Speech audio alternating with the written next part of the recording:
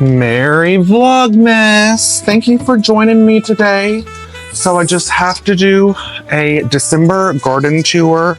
We just received our first snowfall of the winter. It's just absolutely beautiful. It's just a dusting or coating. It's actually, I don't know if you can see, it's kind of like sprinkling or flurrying right now. So let's go check out the garden. This was just my view coming down my front sidewalk. We have this beautiful garland. The gardenias are still doing good. They are very winter tender, and usually every frost or snow I like to cover these up. Over here we have a verbena, which I cannot believe it's still hanging on, and my oxalis is kind of droopy, so they're probably on its way to the ground. The lyerope they're still doing good too, and my hardy geranium kind of looks kind of sad, but that's to be expected. The newly planted holly still looks good. And we just have some garland around these archways. The wreaths on the door, a little welcome bear, Merry Christmas rug. We have some pillows on our pew. Here's our other holly that we planted with our pretty deer. It's so beautiful, illuminated at night.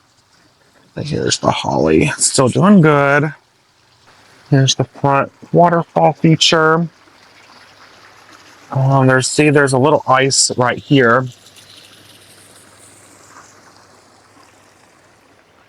And I think the petunias are finally getting zapped. So when I have the gumption, I need to go ahead and pull these out.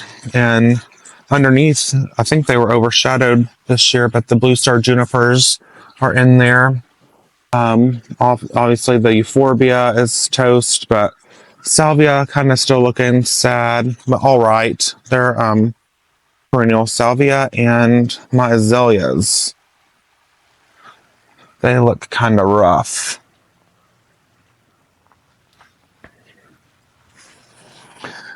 And the Animagic, I love these. Anna's Magic 8 Ball. They provide so much color in the front and softens. I'm thinking about getting maybe 1, 2, maybe 3 or 4 more. I'm debating on moving that tater tot somewhere, but right now it's in a good spot. And then I'll show you these. They're not real, obviously. They would be like the petunias, but we have some fake poinsettias in our window boxes. If this doesn't get you in the Christmas spirit, I don't know what will. So let's go ahead to the shade garden. We have a spiral topiary there, spiral topiary there, and then up there we have another window box with our fake poinsettias. Oh, this is amazing, y'all. Look at this beautiful rose. In the background has snow. Oh my gosh. Gorgeous. Now, here are the begonias, and they looked so good up until, obviously, we got into the low 30s. Hostas are doing good. They will eventually die back. Rose, still green.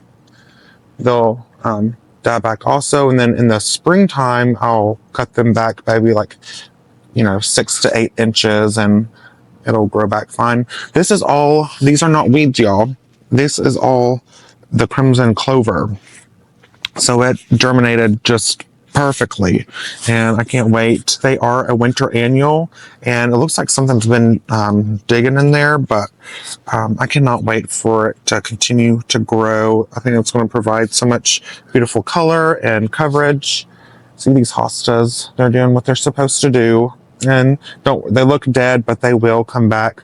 My hellebore, they'll be one of the first things to bloom in the early winter, or late winter, early spring. It's a little dusty pink flower. I cannot wait. Planted that last May. I got that for my birthday. And so that's a new addition, and I love them. I'm thinking about actually getting more. And we have just our other hostas over here. Here, still looking fine. Again, I think they're kind of an early bloomer too. They actually have kind of buds or maybe berries or something on there now. But yeah, that's the shade garden. I'm really going to rework that this come in here 2025. I have a bunch of flocks come in, and like I said, I just want a little bit more cohesive. I thought the PRS, I don't know if I'm going to keep those or not. I have been babying them, trying to provide enough nutrients and water, and I just don't know if they're going to fit anymore. But in that little pocket where I had the other PRS, that was west facing, and it got really harsh morning sun. That's why the begonias did so well. And I had a sunflower there also with my nasturtiums earlier this summer. But I just want it to be a little bit more cohesive and beautiful, more formal garden. So that's the plan for that. So we'll go to the cut wildflower garden. And walking on the side. These are the Gerber daisies with the North Pole arborvitae. It'll be cute once it gets kind of tall enough. It's probably about 2.5, 3 feet right now. And I think it'll be cute once it finally gets some height to it to decorate that. And there's our Dusty Miller. Still doing good. A little droopy, but I'm not really sure. They're kind of new this year. I'm not sure. I think they're perennial. I don't really know the characteristics of a Dusty Miller just yet, but if they don't come back, I can just plant the seed or get some more. And then our lamb's ear covered in snow. And then up until about now, our wild cut flower garden was just absolutely stunning. It looks so good. But I think this cold weather and snow has finally got them, but now they can just relax, drop the seed, and provide for a good show in the spring. These are our American pillars, and they have put on so much growth. I'm not kidding you. They were half the size. I think they did do what they said that they were going to do.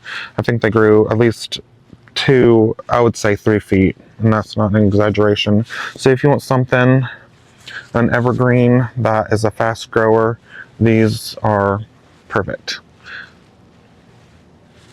All right, well, let's go to the backyard. This is the big show. Remember my last video in November, garden tour, we put the garden to bed. This little sting arborvitae, and these were newly planted this year. These are my honeysuckle on an espalier. I have a video of that if you would like to learn how to get this or achieve it. I go step by step and teach you. It provided a lot of pretty honeysuckle blooms and flowers, and then some red berries, which some of our birds enjoyed and ate. So I'm glad that it can provide me some artistic and pretty visuals, and it can provide for nature and wildlife. That is what this back garden is going to be. Our echinacea is doing what it's supposed to do. It's not dead. It's a herbaceous perennial. It will die back. The roots will continue to grow. This is an important and very important season for roots and most of our plants. It will provide and grow really strong in the spring. That's our switchgrass or hot rod grass. Same thing, grasses that will die back and come back. Our little cotoneaster has little red berries on there. Even though they're little red berries, I don't think any animals eat these, or doesn't really provide anything for them. This is a beautiful, I think it's an autumn fire sedum, I think. But I love that color, and I can't wait for that to grow back bigger next year also. That's the Rudbeckia. And y'all, they're not dead. They're just, the roots are still very much alive, so don't be worried, don't yank it up. That's another sting arborvitae, and a beautiful buddleia bush. This is a Pugster blue amethyst, I believe. It's supposed to be a smaller cultivar of a butterfly bush, the buddleia. I thought the tag said 2 by 2. Well, it's more like 4 by 4. It's huge. It really loves and thrives in that spot. But that's okay because I've seen so many pollinators on that this year, and that was another inspiration of mine to plant more native and keystone species for pollinators, like my goldenrod over here, which is still doing good, and my buddleia is purple, and that will be really big. I think it gets 3 to 4 feet high and wide, and it will have big old yellow flowers. And here's another sting arborvitae. They get about 18 inches wide, so it'll be really slender, and I think about 15 feet tall. So that will be really cool interest. And there's another one over there next to the wall of loropetalum. I was actually going to take those up this past year, but they have finally grown. You know what they say about in the 3-year period of a garden, it's slow, grow, and show. So next year they should show out for me. And then it's so pretty. I'm gonna have to go and get closer, but that weeping atlas cedar, I love the blue with the purple. And then why I got the loropetalum, they don't get too tall, but they will get kind of wide, and I want it to hide our outlet over there. And I'll get a little bit closer. This is just Arrow Rush. I'm not sure if I'm going to keep it there next year. I guess it looks fine right now, but I just love seeing the waterfall, and there's some ice on it too with a little gnome buddy, and our irises down there, we need to cut those back. And over here, you remember we took out all of those cannas. We are not going to plant the cannas or the elephant ear. They looked a little bit too tropical. We are going to plant them in the garden, but not next to the pond.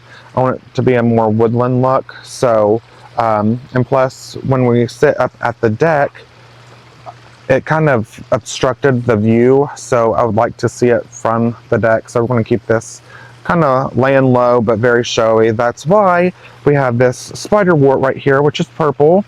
It will be really pretty. And then back here, we have yellow daffodils or narcissus that will come up in the spring. These are blue fescue. And we have Dusty Miller. And this is, I'm so excited about this year. There's a drift of agapanthus and allium. We have white, agapanthus is lily of the Nile. We have white and purple agapanthus, and we have a bluish allium. But yeah, I can't wait. And another thing, we were just talking about daffodils and narcissus. We have, they're called pink charm, and it's a white flower with a pink center of daffodils all through here too. So that will play on, you know, around. And then that's an Amazonia, which has a blue star, I think. Blue flowers. So blue, orange, you know, the complementary colors, just like our At Last rose. I just cannot wait. This area is going to be an absolute showstopper. And I forgot right here we have two, which I just split them. White dianthus. I love the kind of the bluish foliage on these, and I think dianthus smell very pretty. And we just have some more blue fescue around the pond just to soften these rocks up. These are the golden Bowles golden sedge. I believe that's what it is, and that's corkscrew rush right there. Our water lily, surprisingly, still doing good. There's only about 4 little lily pads. I will repot that in the spring. I didn't get to that this year, but that's all right. It's kind of going dormant. That's a little water dock, and we have little sedum everywhere too to soften up the rock more inside the pond. Here's the look. Here's some creeping Jenny, and my what is that? Chemiciferous over here. But remember that impatient was right there, and it took up that whole waterfall. Provided now it is a lot more vocal. You can hear it a lot better. These are asters. We have 3 asters and 2 gaura. And the Japanese maple. And look, I cannot believe we forgot a canna lily, but we're going to test that and cut it back, see if it comes back next year, which I'm sure it will. Behind that we have the fluffy arborvitae, a sting arborvitae, and this will probably be the planting for the cannas that we harvested. We have a solo stove, a couple more chemosiporus, and our beautiful miscanthus right here, flanking this beautiful snow-covered bench with the Emperor 1 Japanese maple. This really grew. This is its 2nd year, so 3rd year it should really grow, and I think it's going to fill in between these miscanthus. I want it to be a shade garden, so I'm going to limit up so that way, you know, when somebody sits here and it's a hot summer day, still want to enjoy it, you can, you know, in the garden, sit here, catch a nice breeze in the shade provided by this Emperor 1 Japanese maple, Acer palmatum. All right, so let's go over here, and we have a couple more miscanthus flanking our deck. The patio goes to that bench, and we'll walk up there in a little bit. Let's not forget, this is where I had my rainbow heuchera, had some dark ones. These were like the wedding gown, had some peach cobbler. I can't remember all the names, but I think we had about 9 coral bells or heuchera. I cannot get them to live more than 2 years. I don't know if they're annual, if someone's getting them. I know they like shade. This does get morning sun, so it probably does get a little bit more sun exposure than it needs. Some thrive, some have maybe lasted a little bit longer, but most of these, like that black one at the end, I've had to replace twice. So that is something, I love the look of it. That is something I might incorporate in my shade garden and remove these and put something else. No worries there. It's just a learning curve. We have another lambs-ear, which is one of my favorite plants. We have Brunnera that is going to die back. It provided really pretty blue flowers this summer, and in the back we have some more. I think that's a wildberry heuchera. I am going to remove those because the Crediball hydrangeas were really big this year, and our Orangelo, Acer palmatum. Orangelo is a cultivar. It turned bright orange this fall. It was beautiful, and it is getting bigger and wider and looks amazing. Like I said, these are incredible hydrangeas. These are the 2nd year, and they put on so much light. I just could not. It was amazing. It was just one of those like picturesque showstopper moments. It was so beautiful, and I cannot wait to see what they do the 3rd year. And because of the 2nd year, they look like they're at, you know, it's full capacity and mature, full growth. But yeah, I cannot, this area just looks so beautiful, and I probably will have to rework the heuchera rainbow. And over this little area, this is where I do my own cut wildflower garden. I did zinnias there this past year, and I'll probably do that again, or I'm going to try to plant maybe more marigolds this year. Up here we have our hanging basket with our pansies. They kind of look a little sad, so I'm not sure what that's about. I probably need to fertilize them. They are winter annual, so they'll be just fine. They're just a little sad. I might need to cut those back and feed them. They're just hungry. That's how I get when I'm hungry too. Okay, let's go up here real fast, because we're gonna let out Albus.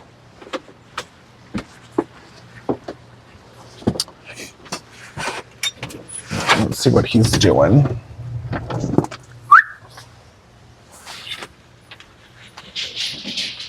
He's gonna be so excited.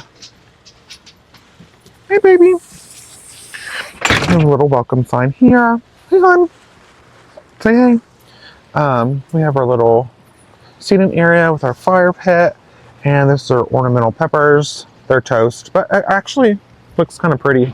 I do not mind it. I think they kind of provide kind of winter interest, especially if it's hydrangeas.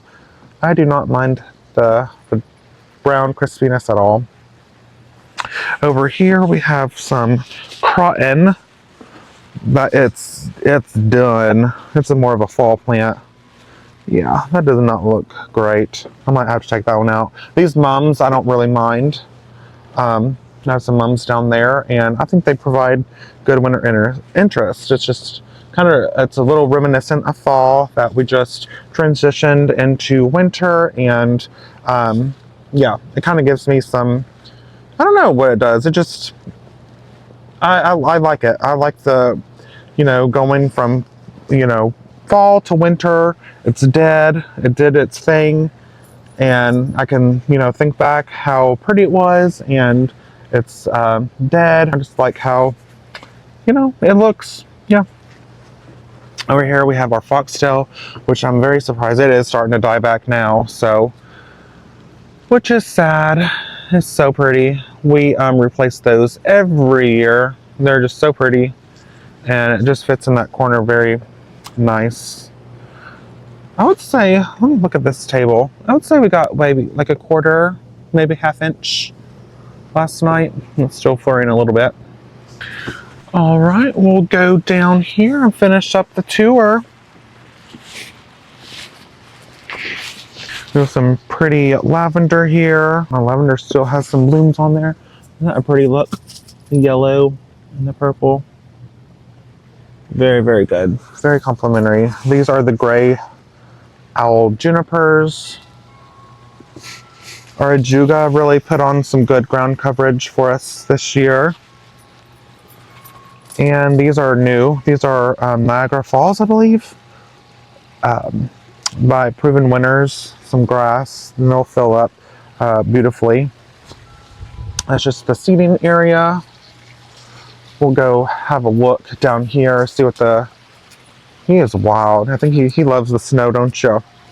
And here's what the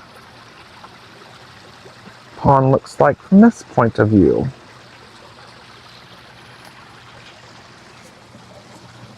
And that weeping atlas cedar looks beautiful. So, so beautiful. And I get a lot of questions. The koi are fine. I have about, I think, 3 or 4. We still have a predator out there. And honestly, we have that cam. We're trying to catch whatever it is. But we have about, I know, 3 big ones right now. They're at least probably a foot.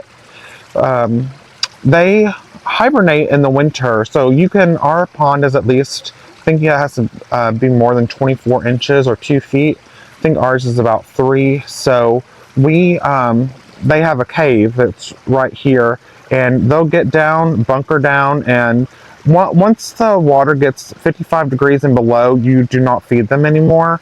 They hibernate, and so they just bunker down, and they're cold enough. The water might freeze at the surface level, but down there they'll be fine. And spring they'll come back, feed them once the water reaches 55 again, back to 55, and they'll act as normal.